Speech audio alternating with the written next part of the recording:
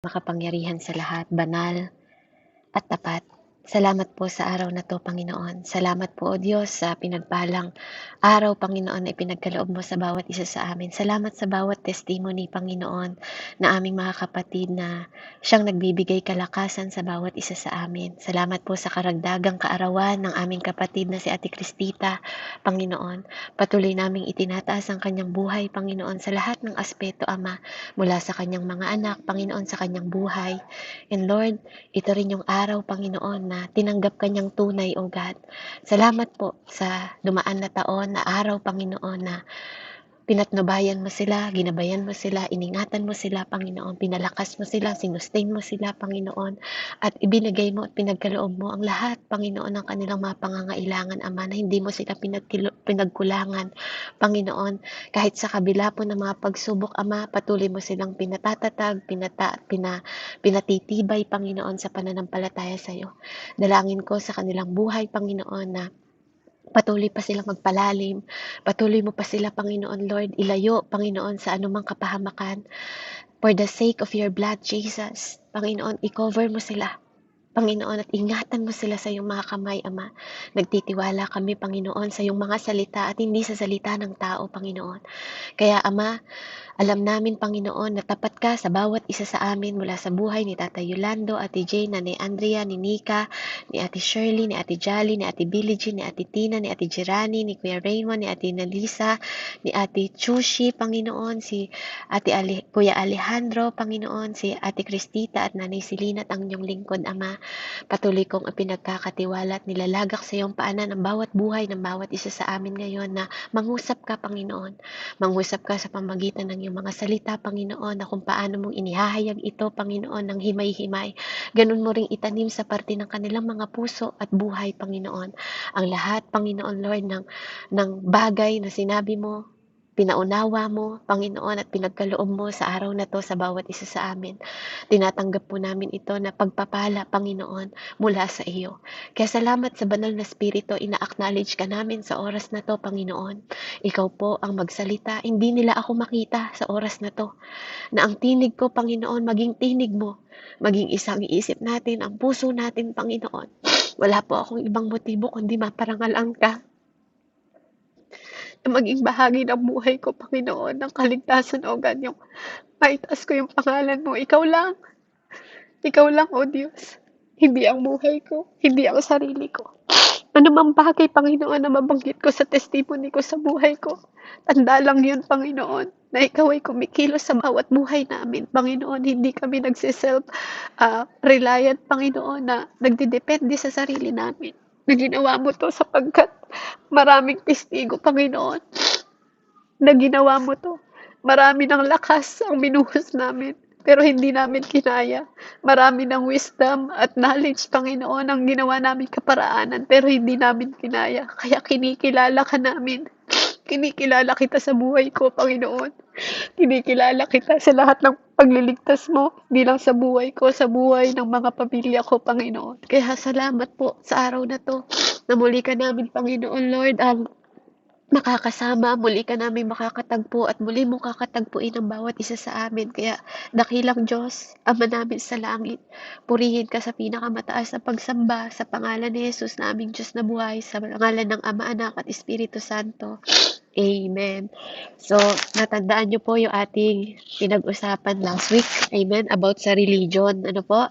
So, ang topic natin, ang dangerous ng pagiging religion. Ano po? So, mag-recap lang tayo na hindi natin kayang patayin ang relihiyon. No po? Even ang mga, kahit mamatay na po yung mga tao na humahawak ng mga religion, no po, nananatili ang kanilang rules, nananatili yung law nila sa kanilang relihiyon na pinapalakad sa bawat isa sa atin. Kaya kung hindi tayo maging mapagbantay sa buhay natin, katulad ng kwento sa 1 Samuel na pinag-aralan natin last week, amen, na even sila ay higher priest, si Eli, higher priest, amen, at ang kanyang mga anak na dapat maging tagapagmana po dahil sila ay lumakad sa pagiging way ng religion, hindi nila tinamo ang pangako ng Panginoon at ang kanilang pamilya, kadamay ang kanilang pamilya na napahamak dahil hindi na sinusunod ang gusto ng Panginoon. Amen? Pwede pala na nagpapatuloy ang isang church. Amen? Nagpapatuloy na nagpapahayag ng salita ng Panginoon pero ang presensya ng Diyos wala na doon. Kasi yun po ang nangyari sa kwento ni Eli, amen, at ng kanyang mga anak. Na kahit tumatayo siya sa pulpito, wala na ang vision ng Diyos. Wala na ang propesiya ng Panginoon. Wala na ang tinig ng Panginoon sa loob ng church nila. At pwede yung mangyari sa iyo at sa akin, kapatid, kung hindi natin makikita at kung hindi natin mararanasan, amen, ang presensya ng Panginoon. At hindi natin siya isusundin. Kasi ang ginawa ng mga anak ni Eli, kahalayan sa mga tao na nagsisimba sa church, sa mga kababaihan, pagkain ng mga alay na dapat sa Panginoon, yung pinakamagandang parte na dapat alay sa Panginoon, sila ang tumutusok, sila ang tumutuhog, tinatakot nila yung mga nagluluto. Amen? Para naman sa priest, para naman sa pari, para naman sa pastor na si Tatay Eli, na high priest ng mga panahon na yon, no po, sinabi sa kanya ng Panginoon, mas natatakot ka pa ata sa anak mo kaysa sa akin. Kaya tandaan po natin, ano po, hindi po tao ang dapat nating katakutan. Katakutan natin ang Panginoon. Magkaroon tayo ng banal na takot sa Diyos, lalo na po pag di na tayo nakakasunod. Amen? So ngayong oras na to, dito po, maia-align natin, malalaman natin kung tayo po ba ay lumalakad pa. Amen? Sa spiritual. Kasi iba ang lakad sa spiritual sa lakad sa religion. Amen? Maraming mga batas ang religion in a way na yes, sunod ka nga ng sunod sa way ng religion. Pero ang nababaliwala mo naman yung way ng Lord. Amen? Kaya namamali po tayo ng landas. Namamali tayo ng daan na dapat spiritually ang lakad natin, hindi na nagiging spiritually, kundi nagiging religion na. At ganun po ang nangyayari sa mga Muslim. Ganun ang nangyayari sa mga Hinduism. Ganun ang mga nangyayari sa mga Chinese po. Sa mga Buddhism. Yun ang nangyayari sa kanila. Lumalakad sila even sa Japan. Amen? Korean. Lumalakad sila sa good deeds na lang. Akala nila dun sila magliligtas dahil yun ang sinasabi sa kanila ng kanilang relihiyon. At sa spiritual po, ang sinasabi ng Panginoon sa atin, ang mabubuting gawa natin ay basura. Maruming basahan po sa harap ng Diyos. Kung akala mo mabuti ka na, kapatid, kung akala mo lahat ng bagay na nagagawa mo ay nagagawa mo dahil sa sarili mong kalakasan, nagkakamali po tayo. Kung meron man tayong nagagawa ngayon after ng salvation na tinanggap natin, after natin tinanggap si Jesus Christ, bunga na lang po yun ng kaligtasan natin. Hindi yun dahil sa sarili natin, kundi dapat nakikita talaga na bunga ang pag-ibig, pagtsatsaga, pananampalataya, amen, perseverance, patient, self-control, lahat ng yan galing po sa bunga ng banal na spirito and even ang pagmamahal natin sa mga tao na hindi ka mahal-mahal. Nagpapatawad ka sa mga taong hindi ka patapatawad. Yan po ay bunga ng banal na spirito at hindi sa ating sarili. Kaya ngayon po, pag-uusapan natin yung first point na how do we know that you are already functioning sa dimension po ng religion. Number 1, ito po yung number 1. If you are no longer walking in the inspiration of the Holy Spirit. Kung ikaw ay hindi na po lumalakad sa inspirasyon at leading ng banal na spirito, ikaw po ay nasa religion na. Amen? Hallelujah. Kapag ikaw ay gumagawa na lang ng gawin mo to, gawin mo yan. Yun na yung nagiging superior na naglilid sa iyo at hindi na ang Holy Spirit. Yung sinasabi ng relihiyon na ito yung dapat mong gawin, ito yung hindi mo dapat gawin. You are in the religion. Amen? So, kapag ang nangyari na sa atin, yung do and don't are greater na, more than sa leading ng Holy Spirit, siyasatin na po natin yung sarili natin. Tanungin na po natin yung sarili natin. Kasi baka rooted na tayo. Amen? Hindi na po ng pagiging Christian natin. tanungin na natin yung sarili natin na, am I a Christian? 'Di ba? Kasi may mga Kristiyano na sinasabi na, I am a Christian, I believe in Jesus, but the power of God, wala sa kanila. Amen? Hindi sila naniniwala sa miracle ng Panginoon. They don't even believe in prophecy. Hindi po tinanggal ang propesiya. Nasa Ephesians po ang prophecy. Ang five-fold ng ministry ng Panginoon. Propeta, apostoles, teacher, evangelist, at pastor. Five-fold ministry po, hindi po tinanggal ng Panginoon. Anong sabi ng Diyos sa Ephesians? Ito po ang bumubuo para ma-equip ang mga Kristiyano at mga believers, mga disciple na katulad mo at katulad ko. Wala pong sinabing tinanggal. Kaya yung mga nagtuturo na wala ng propesiya, yes, sinabi ng Bible po na may mga hindi totoong propeta. Pero may totoo, hindi pwedeng magkaroon ng peke kung walang original. Hindi rin po pwedeng magkaroon ng peking pastor kung walang original na pastor na pinili at pinatayo ng Panginoon. Sinabi po totoo na may mga lalapit sa inyo na parang tupa pero mga taong lobo sila. Yan po ang salita ng Panginoon. Kaya mag-ingat po tayo. Na baka sinasabi mo na ikaw ay naniniwala kay Jesus. Amen? At sinasabi mo na ikaw ay nai-inspire ni Lord Jesus. Kine-claim mo na gumagawa ka ng mga different thing na nangyayari sa buhay mo. Pero kapag pinakinggan yung panalangin natin, amen? Hindi halos natin marinig yung contact ng Holy Spirit. Hindi natin marinig, 'di ba? Hindi natin maramdaman, 'di ba po, yung Holy Spirit sa kanila. Nagpe-pray sila ng certain way. Na po, nung paraan nila kung paano sila manalangin. Alam niyo po yon, yung sarili mo lang nakaparaanan ng panalangin pero hindi siya inspired by the Holy Spirit. Kasi ang sabi ng Roman 8:26, hindi ka marunong manalangin. The Spirit of the Lord will teach you how to pray. Yun po ang sabi sa Roman 8:26. Amen? So kung ikaw ay hindi ginigising para manalangin, kung ikaw ay hindi nileled ng Holy Spirit, hindi ka nagpa-fasting or nagpe-pray, amen? And you don't even, hindi ka man lang nako-convict na pumasok sa kwarto mo para manalangin, makipag-intimate ka sa Panginoon. Amen? Maybe we have to ask ourselves, are we still leading by the Holy Spirit? Amen? Kasi anuman ang bagay na nililid po ng Diyos, it always bear fruit. Nagpapakita ito ng prutas lagi. Kapag galing sa Diyos ang ginagawa mo, may bunga ito lagi.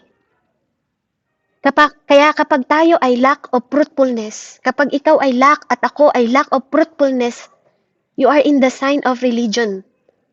You are in religion. You are a religion person. Kapag ang panalangin mo na walang nagiging resulta, amen, kapag nagdadasal ka sa ibang tao, walang nagiging resulta, walang nagiging katugunan, kapag nagdadasal ka para sa sarili mo, walang nagiging katugunan, kapatid. Tanungin mo na yung sarili mo.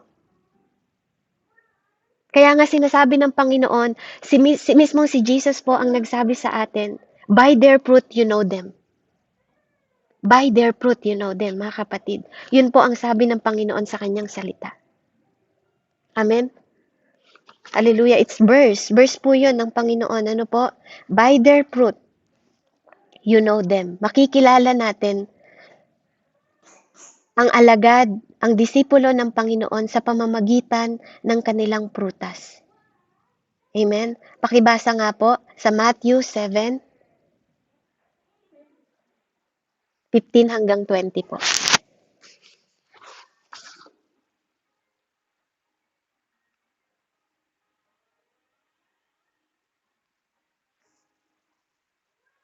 Matthew 7:15 hanggang ilan po, sis? 20 po. 20 po. Amen. Sige po, basahin po natin ang salita ng Panginoon. Sabi po dito, mag-ingat kayo sa mga huwad na propeta. Lumalapit sila sa inyo na parang tupa, ngunit ang totoo ay mababangis na asong gubat. Makikilala ninyo sila sa kanilang mga gawa. Mapipitas ba ang ubas sa puno ng dawag o ang igos sa matitinik na halaman? Mabuti ang bunga ng mabuting puno, subalit masama ang bunga ng masamang puno. Hindi maaaring mamunga ng masama ang mabubuting hindi maaaring mamunga ng masama ang mabuting puno at hindi maaaring mamunga ng mabuti ang masamang puno. Ang bawat punong hindi mabuti ang bunga ay puputulin at itatapon sa apoy. Kaya't makikilala ninyo ang mga huwad na propeta sa pamamagitan ng kanilang mga gawa. Amen po. Amen. Praise the Lord. Na-realize niyo po ba na ang mga Pariseo, nagbabasa sila ng Bible, na po, they did everything, but they have zero fruit.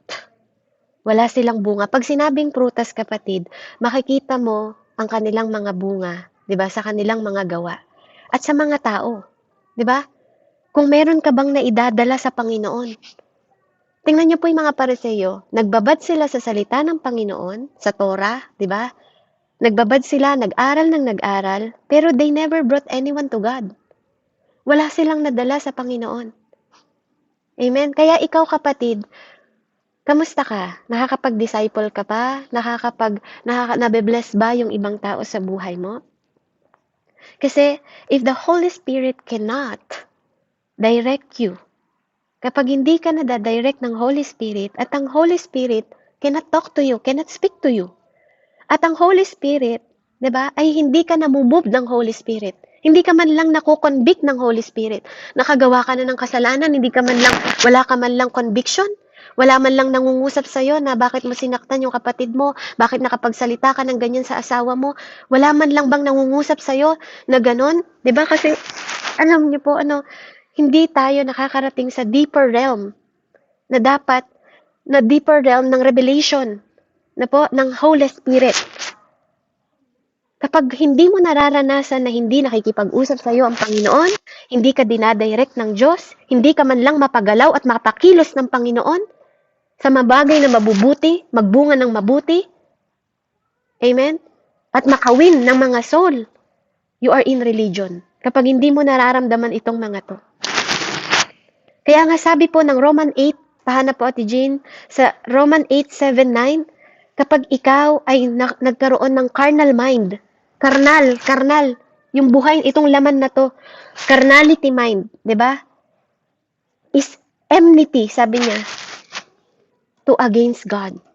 Napakadelikado. It is dangerous. Napakadelikado po. Pabasa nga po, Roman 8:7-9.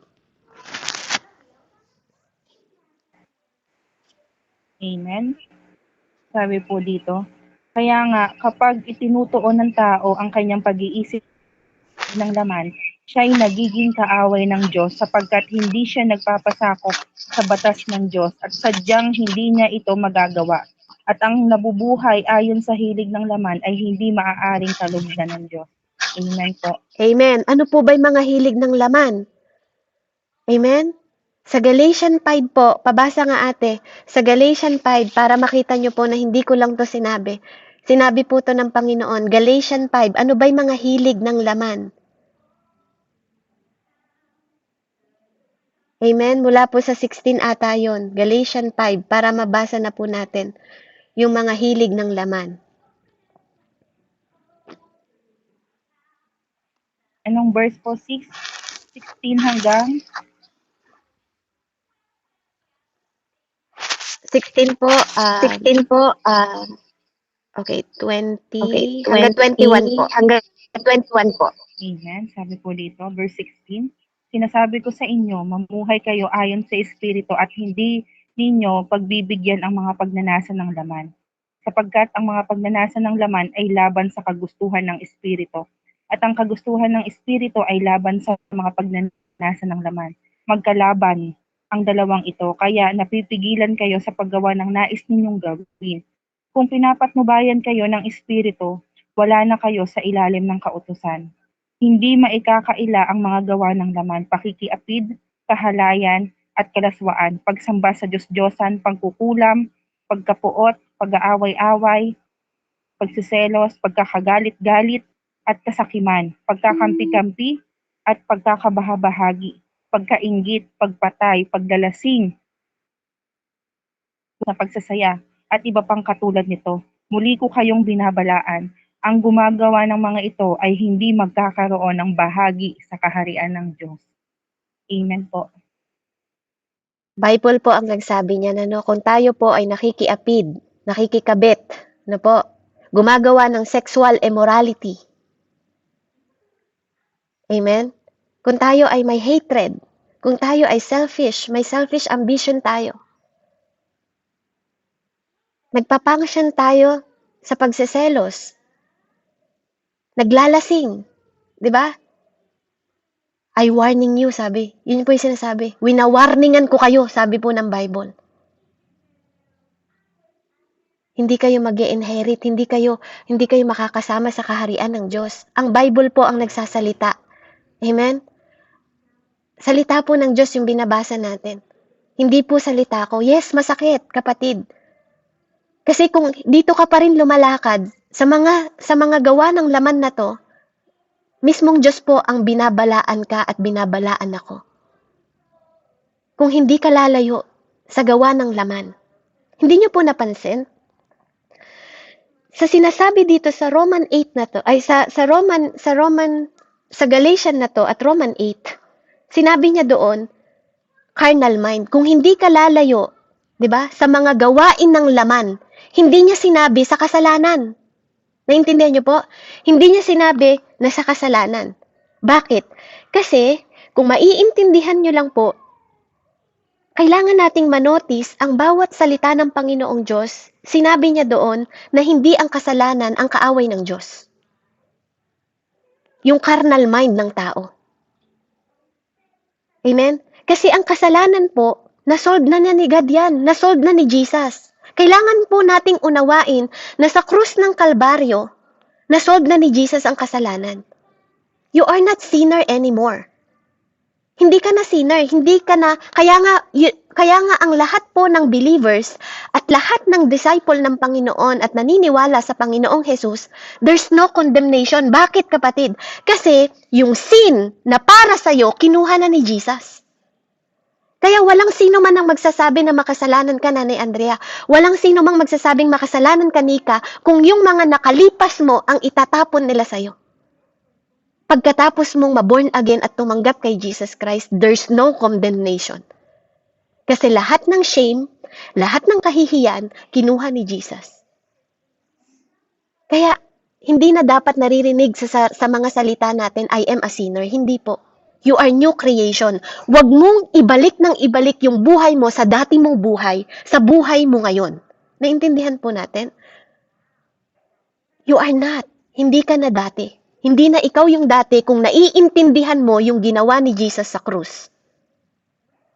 Kaya nga sabi niya sa Corinthians, diba 1 Corinthians 5:7 po, kung di ako nagkakamali, or 2 Corinthians 5:7, you are new creation. Wala na ang luma mong pagkatao, you are new.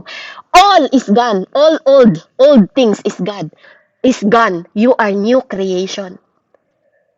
Kapatid, you are born again. Pag sinabing born again, you are born from above. Born from the Spirit.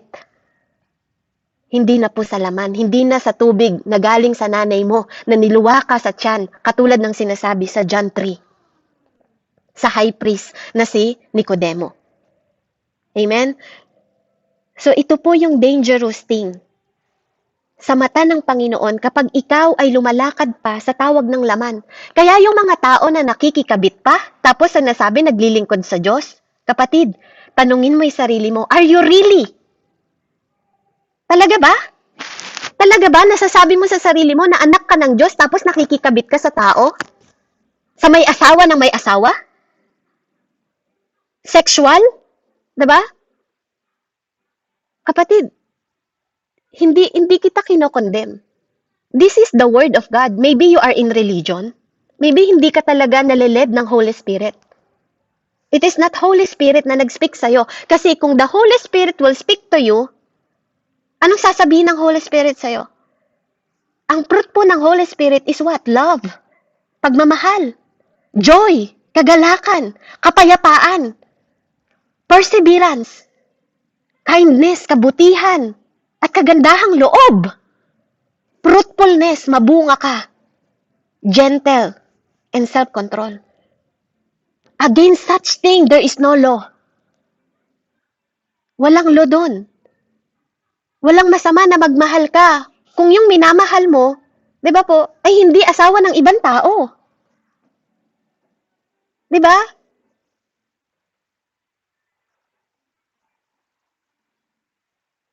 Ito po yung tinuturo sa atin ng Panginoon, kapatid. Mamuhay po tayo ng totoo, ng leading ng Espiritu, hindi ng leading na religion na okay lang yan, kapatid.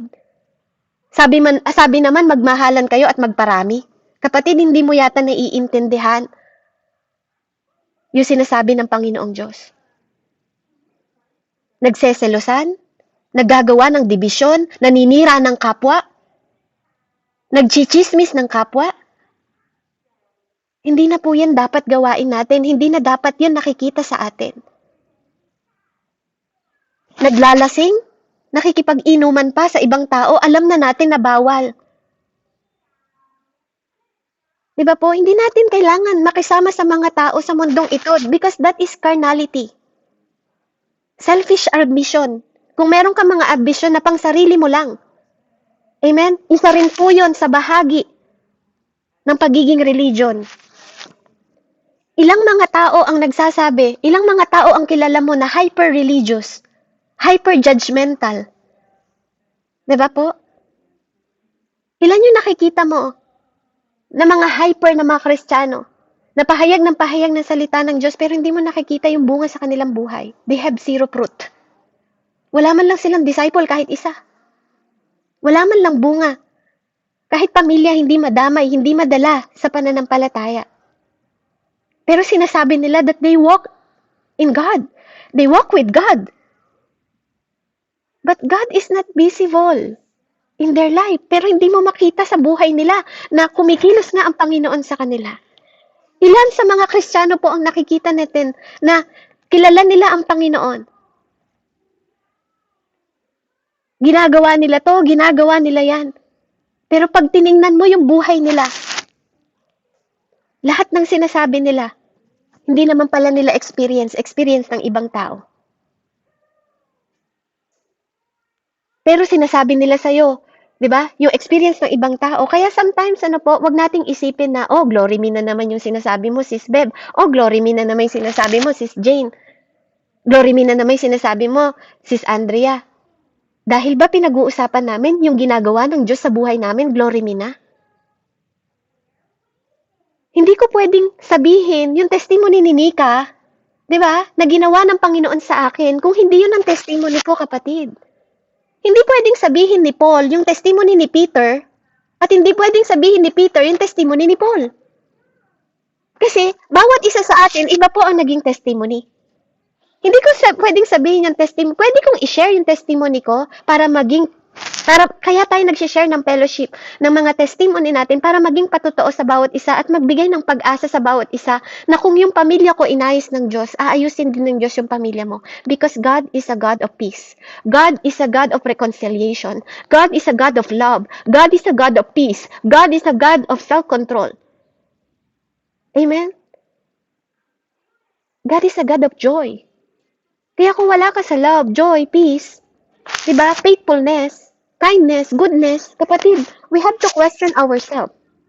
Hindi tayo pwedeng nagtotalk na lang tayo about sa experience ng ibang tao, but ourselves, wala tayo? Wala tayong experience sa Diyos? Amen? Kaya yun po yung problema ng religion. Nag-e-enter po sila sa mga bagay na alam lang nila. Paano yung mga bagay na ginawa sa ibang tao na hindi mo alam? Ibig sabihin ba? Diba? Hindi na totoo? Kasi bawat isa sa atin, iba-iba tayo ng experience.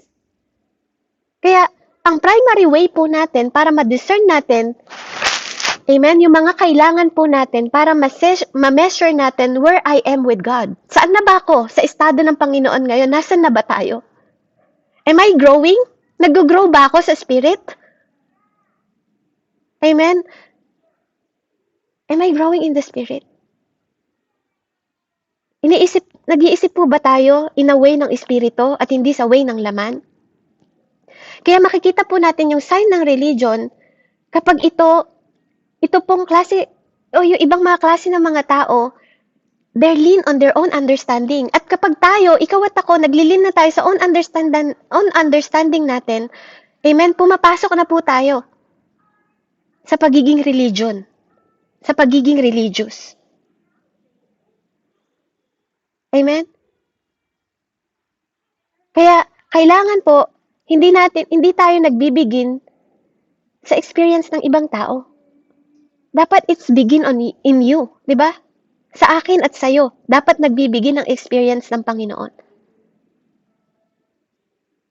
Amen? Kasi bawat isa sa atin, iba-iba po tayo ng experience sa paglakad po sa Panginoong Diyos. Even si Moises, sige, maging biblically po tayo kung gusto nyo. Even si Moises po, lumakad siya sa mundong ito. Hindi siya lumakad katulad ng paglakad ni Elijah. Even si Elijah. Si Elijah po hindi lumakad ng katulad ng paglakad ni Paul. Amen? Ikaw, paano ka lumalakad? Hindi lumalakad si Nika katulad ng paglakad ni Ate Jerani. Si Ate Billie Jean, hindi siya lumalakad katulad ng paglakad ni Nanay Andrea. Amen? Pero yung mga tao na religion, for them, diba, yung standard sa kanila.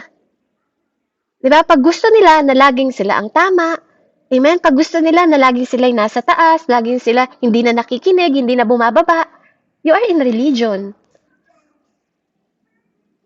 Hindi ka na tumatanggap ng pagkakamali, hindi ka na tumatanggap ng disiplina, you are in religion.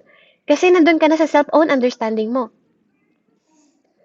Kaya nga po, whenever a man can only lean on their own understanding, yung dominion ng religion, amen, yun po yung nagko-concrete sa'yo. Yun yung bumubuo sa'yo. Yung way, yung dominion, yung paghahari ng religion sa buhay mo. Kaya nga po may mga tao na nagpupunta sa church, na uupo sila sa church, amen, kaya kahit nagsasalita yung pastor, ay alam ko na yan. Ayaw mo nang tumanggap. Ayaw mo nang tumanggap ng turo ng ibang kapatid mo. Ayaw mo nang makinig sa pahayag ng ibang kapatid mo kasi alam mo na lahat. Amen? Kaya tingnan niyo po, yung lumalapit kay Jesus, paano po magkakaroon ng kaligtasan, Panginoon? Sinabi niya yung first greatest commandment, mahalin mo ang Diyos, 'di ba? Mahalin mo ang kapwa mo. Ginawa ko na po lahat. Sabi nung tao na yon. Doon pa lang nakita na ng Diyos, ayaw mong matuto. Sinunod ko na po lahat, doon pa lang nakita na ng Diyos sinungaling siya. Kasi walang nakakasunod ng lahat ng utos ng Diyos. No one. Walang nakaabot sa kalwalatian ng Panginoon. Lahat tayo makasalanan. Romans 6. Lahat tayo makasalanan. Kaya nung nagsalita pa lang siya, lahat po yan sinunod ko, ginawa ko na. Doon pa lang nakita na ng Diyos, okay, sinungaling ka. Self-righteous ka, ayaw mong matuto. Hindi na nagsalita ang Lord. Sinabi na lang niya, may bahay ang di ba? Kasi alam ng Panginoon na nung sinabi niya doon sa kanya na, okay, kung ginawa mo na lahat, ibenta mo, di ba? Ipamigay mo yung pera mo. Tumalikod siya. Kasi bakit? Ang Panginoon niya yung pera. Alam ng God yung puso natin. Kaya pag ikaw yung klase ng tao na ayaw mo na makinig sa pagpapahayag ng ibang tao, ayaw mo nang makinig sa kapwa mo. Ayaw mo na makinig sa pastor mo kasi alam mo na lahat. Sinong gustong magturo dito sa batang laging sinasabi, I know. Diba? Hindi mo na gustong turuan. Kasi alam na niya. Pero napakadelikado po ng ganun klaseng mga growth. Amen? Kaya, matuto po tayo na mag-lean po sa Espiritu Santo at not in our own understanding. Yun din po ang sabi niya sa Proverbs 3. Do not lean on your own understanding. Kasi pwedeng yung nalalaman mo, hindi yun yung sinasabi ng Diyos sa'yo. Amen? May mga tao naman na sinasabi, pinagmamalaki nila, I served 20 years, I served 30 years, I served 5 years, or even 1 year. Hindi ibig sabihin, you've been Christian for so long. pero walang nakikita. Wala kang nasasabi na ginawa ng Panginoon sa'yo. Wala ka man lang mai-offer sa mga kapatid mo. Wala ka man lang mai-offer sa Panginoon. You're just in the church. Nasa church ka lang. Because you have to be in the church. You are in religion. Kapag ganun ang katwiran mo, kailangan magsimba ngayon Sunday kasi kailangan nasa church ako pag Sunday. You don't understand what is spiritual. Hindi mo naiintindihan yung totoong dahilan kung bakit tayo nagbababad sa salita ng Panginoon. Ito yung mga bagay na nagsho-show po that we're not in the spirit, but we are in the spirit of religion. Spirit ng religion yung nasa iyo at nasa akin pag ganito ang klase ng paglakad na ginagawa natin. Sometimes yung ibang tao, tinuturo nila si Joel Austin. Si Joel Austin daw, prosperity, gospel, diba po? Malambot, diba? But kapatid, can you see how many people come to Jesus because of him? Diba? Can you see how many people come to Jesus, believe to Jesus because of Joel Austin? Ikaw, kamusta ka? Ilan ba yung nadala mo kay Jesus para i-condemn mo yung tao na yun? Para i-judge natin yung tao na yun? Si Joel Austin na ginagawa niya yung part niya para magbigay kaluguran sa Panginoon. He carries people. He's bringing people to in the knowledge of Jesus. Para hindi man siya nandun sa part ng deliverance, wala man siya sa deliverance o nagpapalayas ng demonyo, but kapatid, tinuturo niya si Jesus sa mga tao. Maraming tao ang naligtas because of his life. That believe God, na nagpapatotoo, na nabago ang buhay nila dahil sa pakikinig nila ng mga encourage word ni Joel Austin because nagdadala siya ng encouragement na word from the word of God, hindi sa sarili niyang opinion o sa sarili nilang karunungan. Kaya, hindi natin pwedeng sabihin na si Joel Austin, diba, na maraming nadadala sa Panginoong Jesus na ikaw mismo, wala ka man lang maidala kahit 10 o kahit 5 o kahit 2 o kahit isang tao to condemn that person na prosperity gospel siya. Diba? Hindi man po siya prophet. But nakikita natin yung bunga. Yung prutas ng mga tao na yon, that is the fruit of Joel Austin. Lahat ng mga tao, yung milyon na tao, yung 1,000 na tao na pumupunta sa church niya. He has given to gather. Binigyan siya ng Panginoon ng intelligent, 'di ba? Binigyan siya ng Panginoon ng knowledge, 'di ba? Ng kaparaanan na mag-gather yung mga plak na yon sa dimension para maintindihan nila yung understanding about God's doing.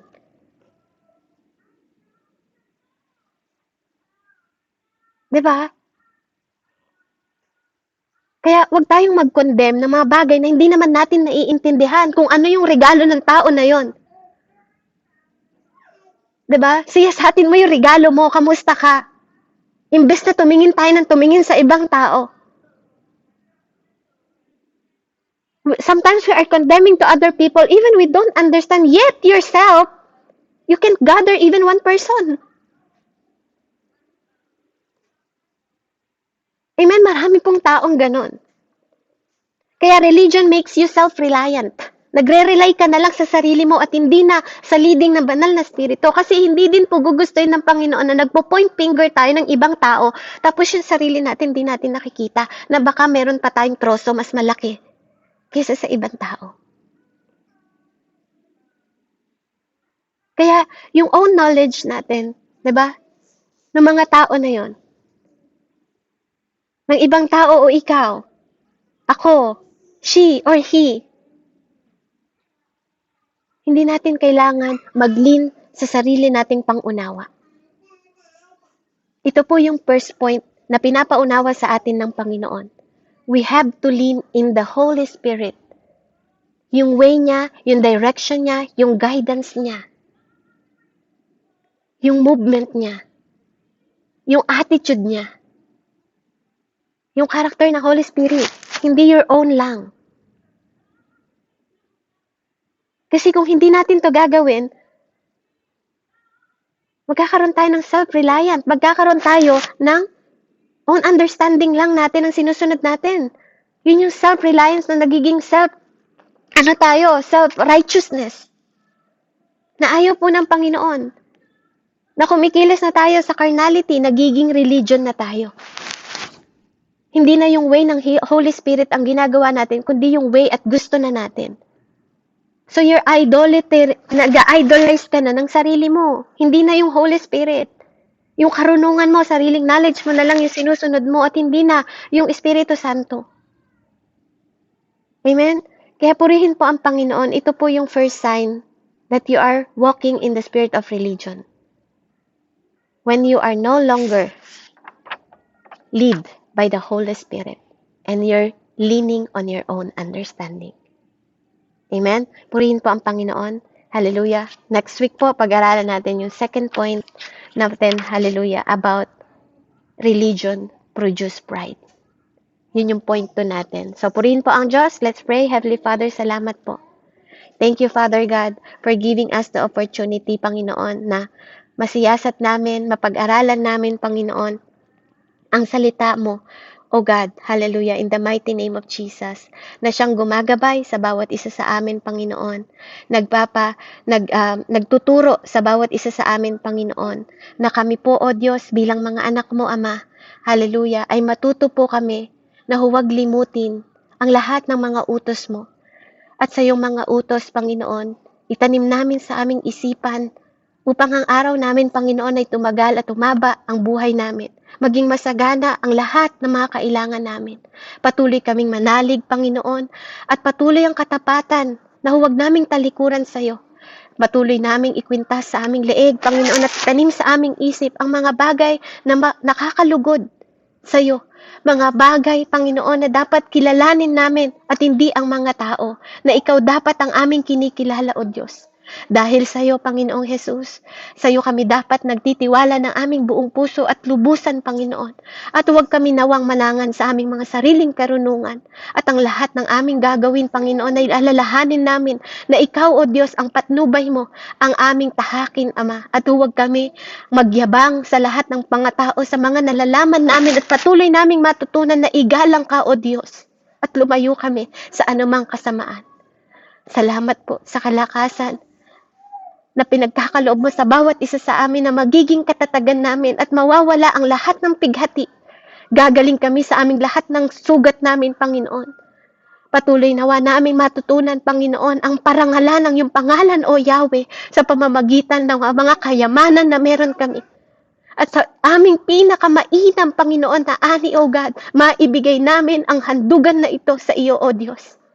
Even sa bawat tahanan na amin, sa mga anak namin, Panginoon, ang umaapaw na mga pagpapala sa aming mga kamalig, Panginoon, ang patuloy na maging sisidlan, Panginoon, Lord, hallelujah, at patuloy na maging daluyan, Panginoon, ng pagpapala na nagmumula sa iyo, O God. Ama, bilang mga anak mo, O Diyos, huwag kami nawang manatili, Panginoon, sa mga katwiran na pangsarili lang namin.